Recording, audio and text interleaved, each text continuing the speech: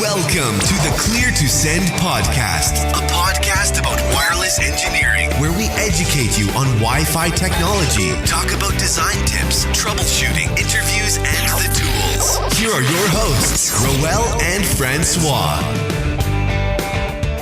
Hi guys, welcome to a brand new episode of the Clear to Send podcast. This is episode number 268, and this is François, your host. I'm here with Roel this morning. Hey Roel, how are you? I'm doing well. How are you? Very good. And I guess today it's the two of us. And we wanted to talk about Mobility Field Day. So I was fortunate enough to be one of the delegates for the event that happened last week, which was the week of July 15th, I want to say. Something around that.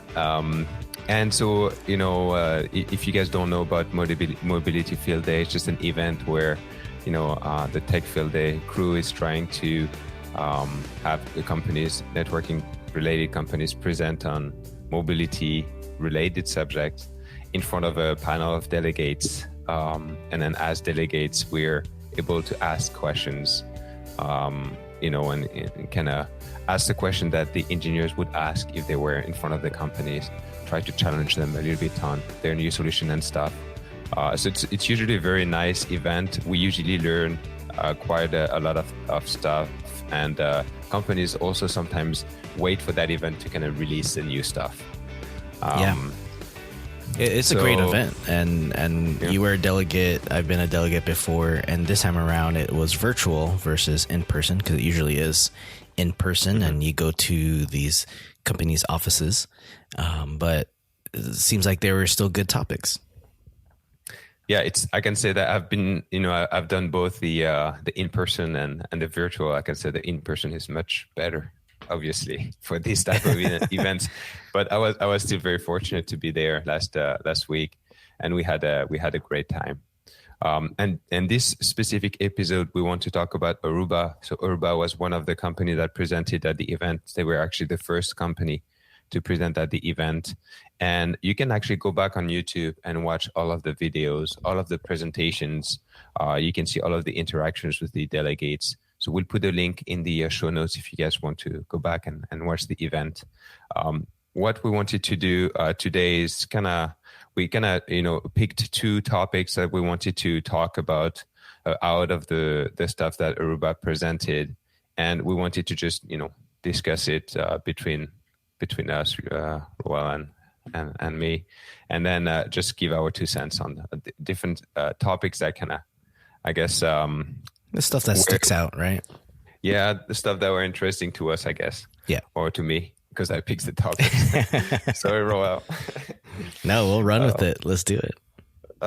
So the two topics that caught my attention was, the first one is Aruba Central, which is becoming the kind of the future of Aruba, future of the Aruba solution. And we'll talk a little bit about that. So cloud is becoming important for Aruba. And then the second topic I wanted to talk about is the new Wi-Fi 6E access point that they showcased at the event. Yeah. So we'll talk about that.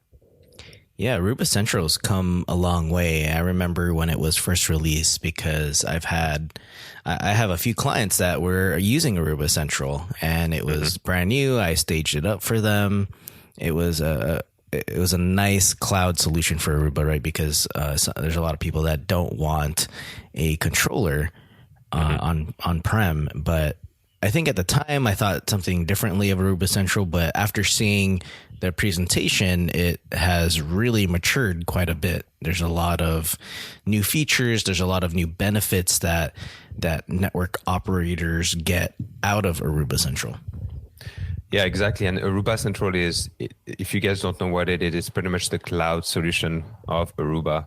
And it's been, like you said, it's been around for a while. I've always, looking at the presentation from Aruba in the past years, and they presented at other mobility field days, you could see that they were putting a lot of efforts in the platform.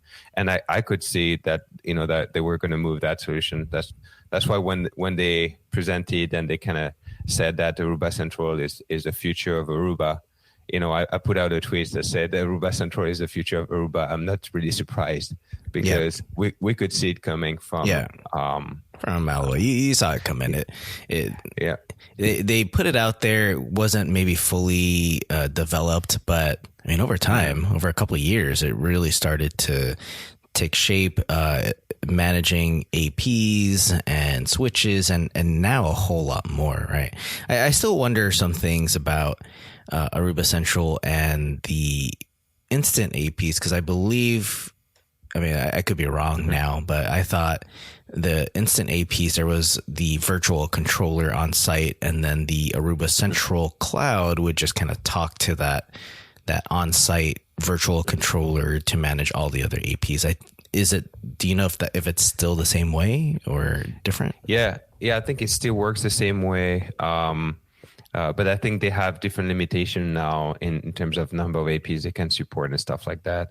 You can also, manage the controller in Central now. So, I mean, the thing with Aruba Central is that, Aruba was one of the first company to introduce the controller and introduce the architecture with, controller and lightweight APs and all of this. So now, the fact that they have Central and they're going in the cloud, to be able to leverage other services that we'll talk about, that kind of goes against, what they were introducing in the past, even though, everything has evolved. It's been years now, and then they got acquired by HPE, and a lot of things have changed in the landscape of, networking and Wi-Fi in the meantime. But yeah, maybe that's why we can, it took a little time. At first, it was just like, solution to kind of manage instant access points. And then slowly but surely, they added more services. Now you can manage controllers in there if you have the proper version of OS, and it's becoming a full-on cloud solution that can leverage the cloud. Just like any other networking company that have cloud solutions, which tend to be the trend nowadays. They're leveraging the cloud technologies to analyze data, to do some insight, to do some root cause analysis, whatever they call it, AI. Using AI stuff. I do like the ability to add controllers to Aruba Central and having to manage them there through Aruba Central, right? Because as the traditional model where you have your on-site controller, but you don't have, you're not on site, for example, you're not on the VPN and you can't manage them, right? So now having this cloud, you can do something like that and be able to do a lot more than just VPN into your network and manage your controllers there. You do have that added benefits for, I guess we can jump into the AI insights, because I have seen that that's changed even since the last couple of months. And I think that's where they're really trying to push people is to use this AI that's now built into Aruba Central in order to help troubleshoot issues, help find out what root causes are. I think that's where they're really trying to push for, right? Yeah, exactly. Because on the cloud, they're able to kind of, leverage the cloud to develop more services. And a couple of stuff that I didn't know about and thought were pretty cool. They have this solution called Edge Services Platform, which is like a full-on solution, right?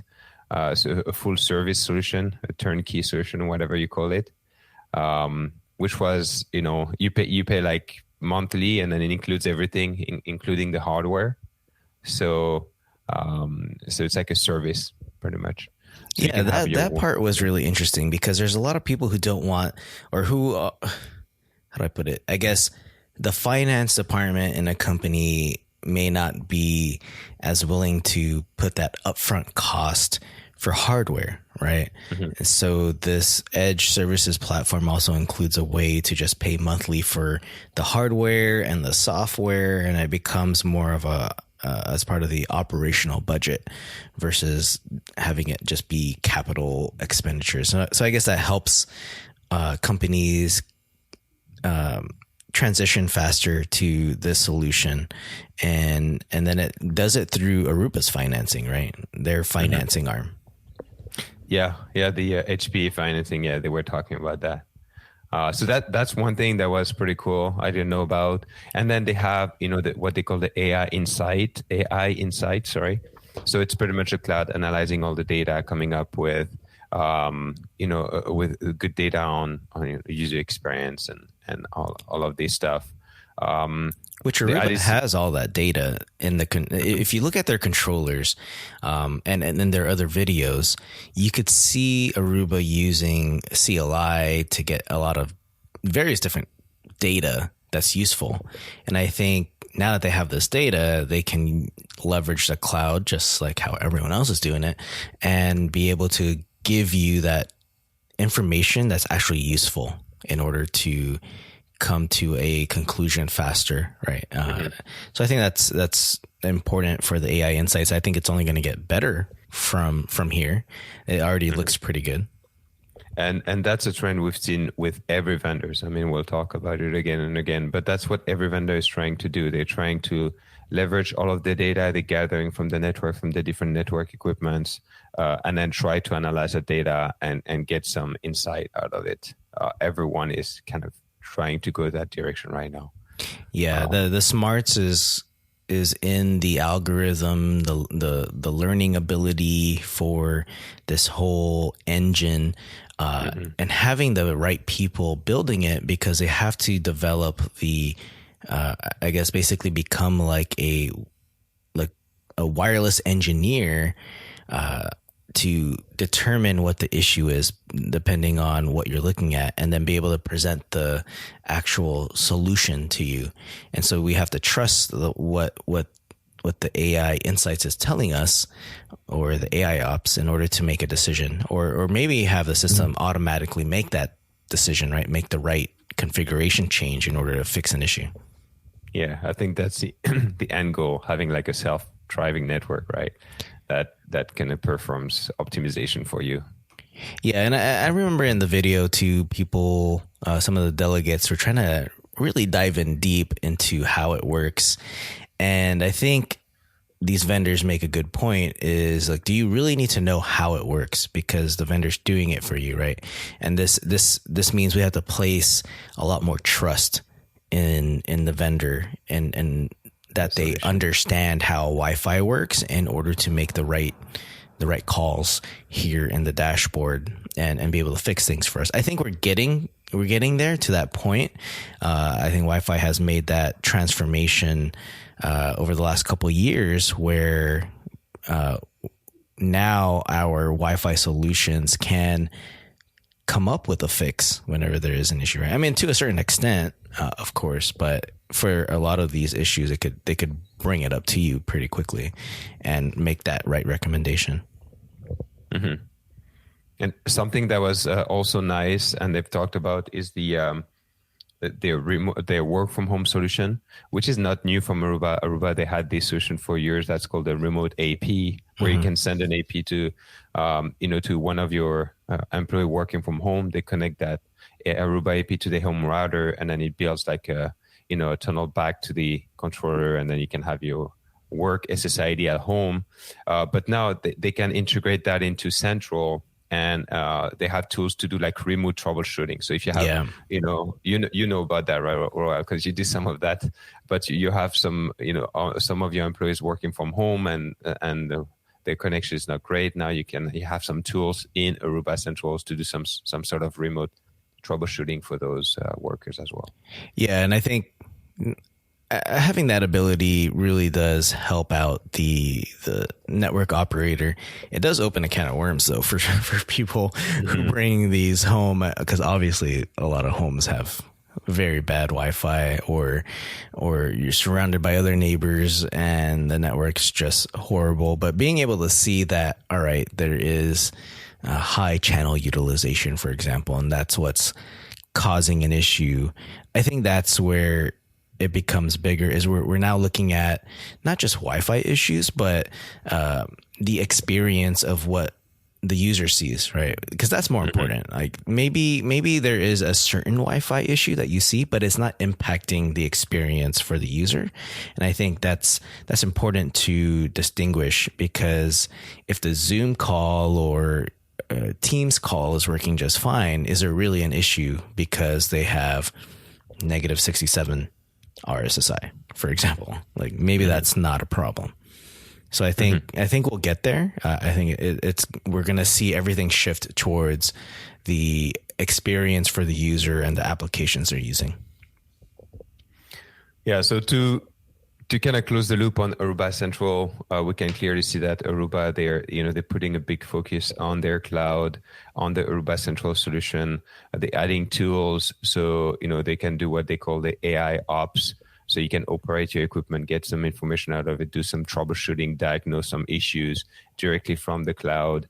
And then we even talked about, some other services they could include to Central in the future. So I asked them about ClearPass, because if you can have ClearPass in the cloud, then they can open up a whole bunch of other possibilities to integrate all the data together and have better data to troubleshoot and all of this. So what was their answer to that about putting ClearPass in the cloud?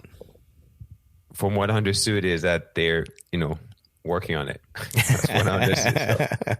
So, all right, we'll see. But I hope they think about it, and I guess I'll be watching out how the Aruba Central solution evolves. I don't remember. Did somebody bring up third-party support? Because a lot of people may have Aruba APs, but they might not have Aruba switches or the gateways. I can't remember. I think someone did, but I can't remember the answer. All right. We had a lot of presentation last week. Yeah, I'm pretty sure that it's not their focus, but I think that's something someone would bring up is, well, I want the APs, but I don't want the switches kind of deal. So can I see my switches in Aruba Central, that kind of thing? But honestly, I don't think Aruba would want to place such a big commitment on making it work for a competing vendor. Yeah, that's another subject, because they have Airwave as well that supports other vendors, and it's a tool they still support for some customers, but they clearly said that Aruba Central was a feature. So.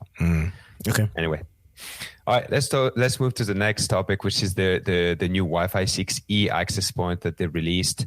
It's a 630 series access point. It's a first Wi-Fi 6E enterprise AP.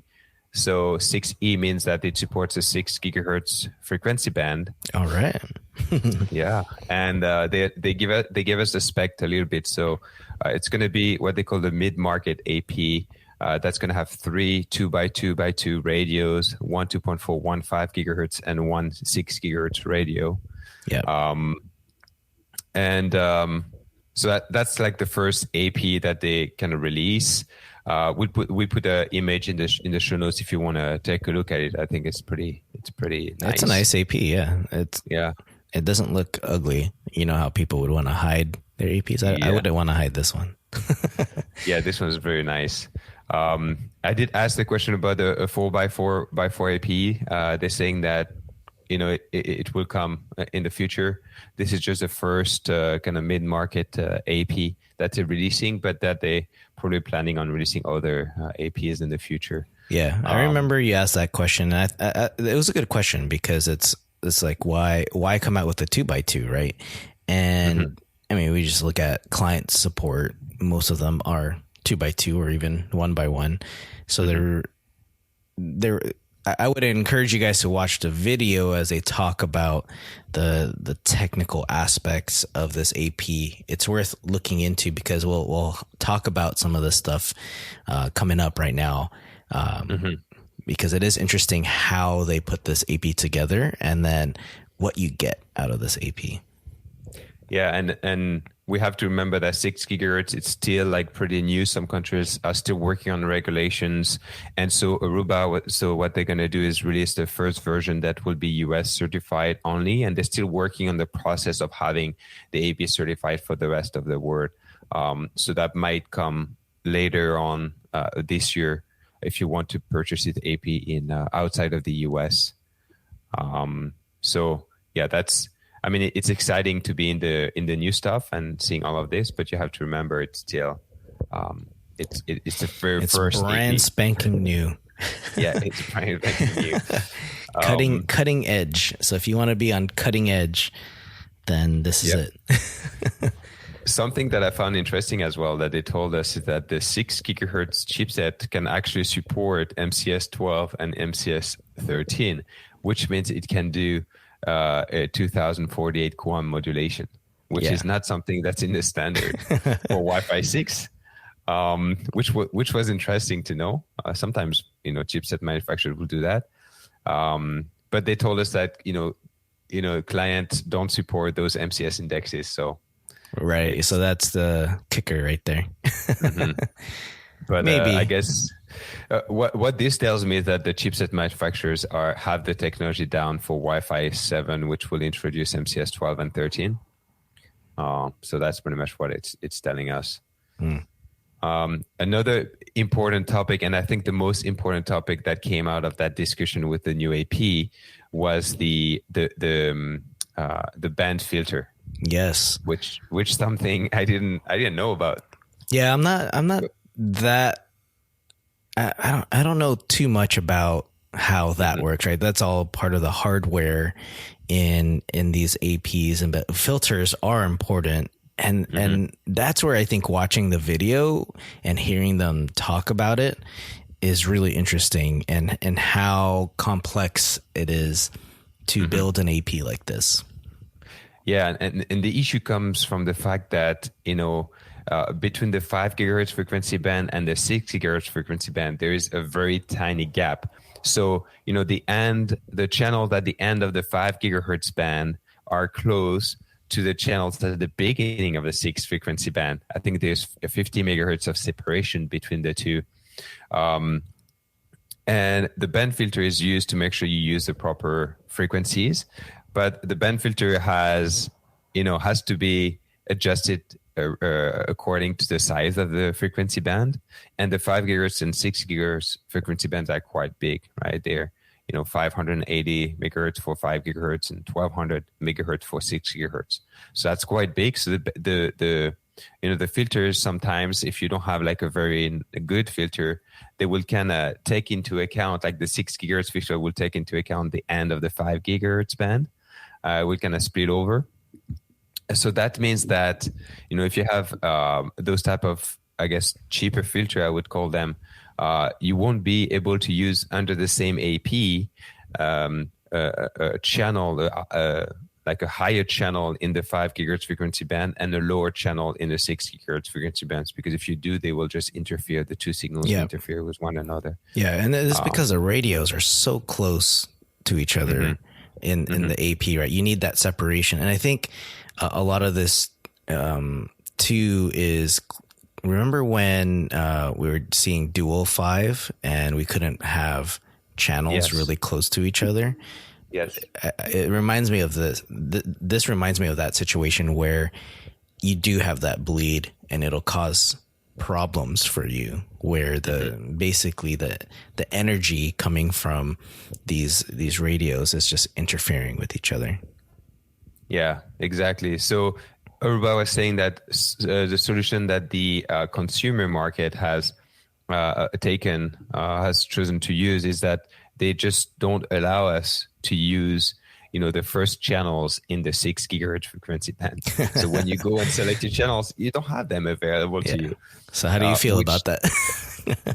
To me, that's crazy, because if you think about Europe, I have Europe dear to my heart. In Europe, we only have the beginning of the 6 gigahertz frequency band to use. So if you take away like a quarter of it, that's a huge cut. Yeah. So that's not, to me, that's not a viable solution for enterprise APs. They need to find a way to allow us to use, all the channels. They need to find some sort of solution to allow us to use all the channels. And Aruba has this technology that they call the UTB, which stands for Ultra Tri-Band Filtering, which is a hardware solution that's going to allow us to have enough filtering between the two frequency band, and at the end of the day, allow us to use all the channels.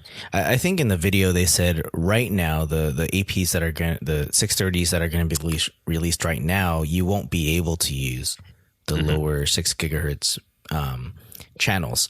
But in a later revision of this AP, they will have that UTB, and then you can. So I think it was somebody brought up the question of, all right, how do we determine which AP we have, the one that does or does not have the UTB, which I think is important because, again, this lends to our design. If you're going to design and have an AP operating on both 5 and 6 gigahertz, you're going to lose those channels if you've got the AP without the UTB filter. So I think that's going to be important for 6 gigahertz. Or, I mean, the alternative is you just don't use 5 gigahertz on that AP, but I think like you said, it's a tricky subject for Aruba. It's nice for them to be first. I mean, they've been first on 6 gigahertz from the very beginning. They got involved in the regulations, in the testing, and all of this. So I think it's courageous for them to come up with an AP, even though they know that they're going to be improving it later on. Obviously, it makes it confusing for maybe the partners and the customers. But, sometimes when you get into new technologies, you kind of have to take some decisions. They decided to take that decision. And, you just got to remember, this is a 6 gigahertz capable AP. Like, you're getting a lot more channels. You're getting a lot more channels and frequency out of this AP. Those are 6 or 7 channels you didn't have. But you're still getting a lot more. So maybe there's a transition that people would go through where they are using the 5 gigahertz because they don't have the 6 gigahertz clients yet. And then as the 6 gigahertz clients come out, maybe transition to just those APs only serving on 6 gigahertz. I don't know. It's going to be interesting how people slice and dice this and how they plan it and deploy it. And also that filtering issue is not just Aruba, that's going to be across the board. And that's one of the reasons why we haven't seen a lot of Wi-Fi 6E enterprise AP yet, because most vendors, they're working on solutions that we don't have to worry about that too much. The other option is when you're configuring the AP is maybe the AP does not allow you to configure 5 gigahertz and 6 gigahertz so close together on those channels.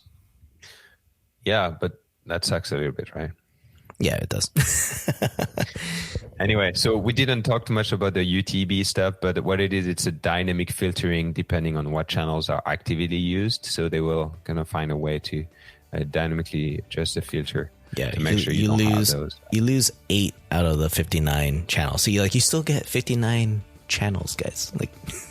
Yeah, that's in the US, remember? Yeah. In Europe, we have 24. You lose 8 out of the 24. That's not acceptable. I think by the time that we get to Europe, because this is just US right now, by the time we get to Europe, you'll have the UTB, I think. Yeah, I think that's a goal. So we'll be the guinea pigs here in the US. Yeah.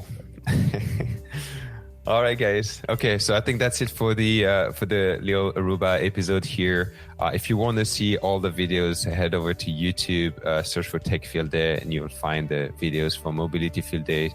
We'll put a link in the show notes as well if you head over to cleartosend.net/268. Thanks, guys. That's it. Bye. Bye-bye.